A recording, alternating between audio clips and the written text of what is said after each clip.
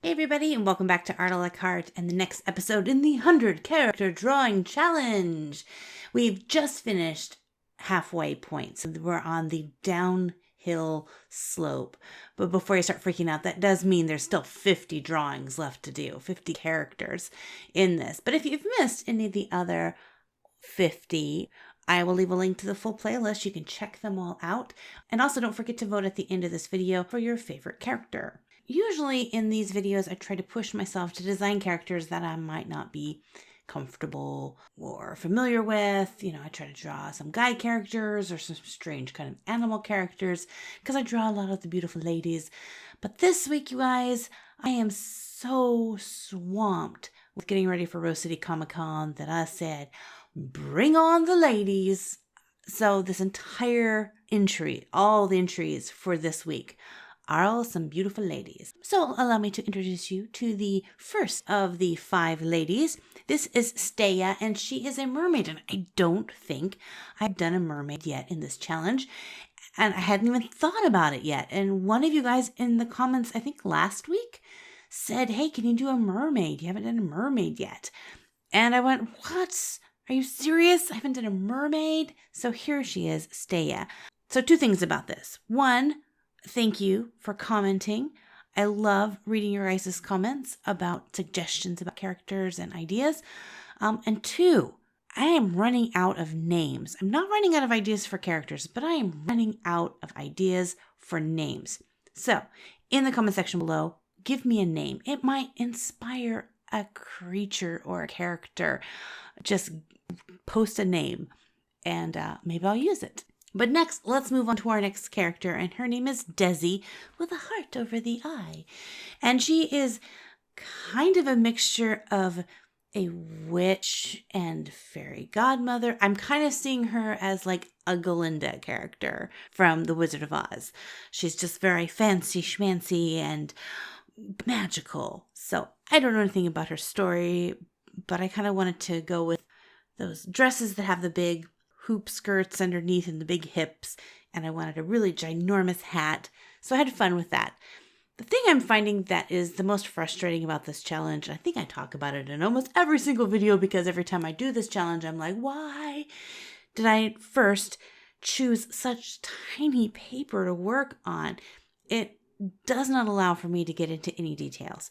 Also, it's so small that I can't, if a character has something large about them, like a large hat or dress, they have to be so tiny in the face that there's just no detail. And the second thing is it's toned paper, which I thought would be really fun, and it does make some of the colors really pop, but it's really hard to get a variety of skin tones. You can get kind of brown paper skin tones or really dark skin tones, but it just makes it a challenge. So yeah, my thoughts on it. If you guys decide to do your own 100 character draw challenge, you might want to do it on bigger paper and maybe a lighter toned paper. If this is like brown paper or sack paper, it's just a little dark for me. Okay, enough of that. Let's move on to the third character. I'm not going to say that I have a favorite, but I was surprised. There was 2 characters that really surprised me, this one and the very last one. So this is Michelle, and Michelle is a princess from the kind of the deer fairies. I don't know if she's a deer or kind of a deerish animal, but she's got little horns and everything.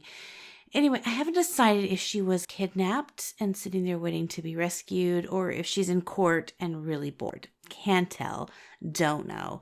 But I loved her design. I loved her big kind of ears, and I loved her little horns, and I loved her just massive amounts of brown curly hair. It was so cute.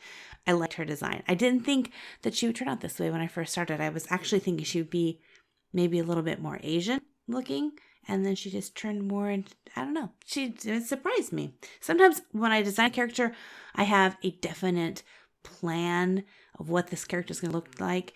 Other times I have no clue what it's going to look like, and I just start throwing out some shapes and going for it and seeing what happens.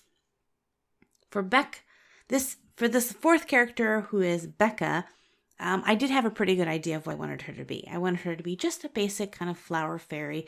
Did not give her wings though, but I kind of wanted to give her the best friend kind of look. Like if your character was going to have a best friend who was always, checking in on you, making sure you're happy, and if you want to talk, that this would be that kind of fairy. So Becca is the fairy next door. She's always there to lend a helping wing, even though I did not draw her wings. But I think there's a mischievous look in her eyes, like Beck knows a secret, or she knows a secret someone. And I don't know what it is. Maybe if you guys vote for her, we'll figure what that is. I don't know. Just so you know, there will be a chance for you guys to vote, and the character of these 5 characters that gets the most votes, next week they will get a companion piece, either a pet or some character that goes with their story. But let's move on to the very last character, and this one surprised me out of all of them. I was going to do kind of an evil character. I wanted like a kind of almost a hag-like character, not super pretty. She was going to be like the swamp witch or something. And at this point, I was still seeing it, but when I started doing in the outlining, out emerged this amazing, beautiful character who I would love to know what her story is. No clue. I don't know if she lives in a swamp. Maybe she's a deep forest fairy, but she looks really super wise and smart, and I want to get to know her better.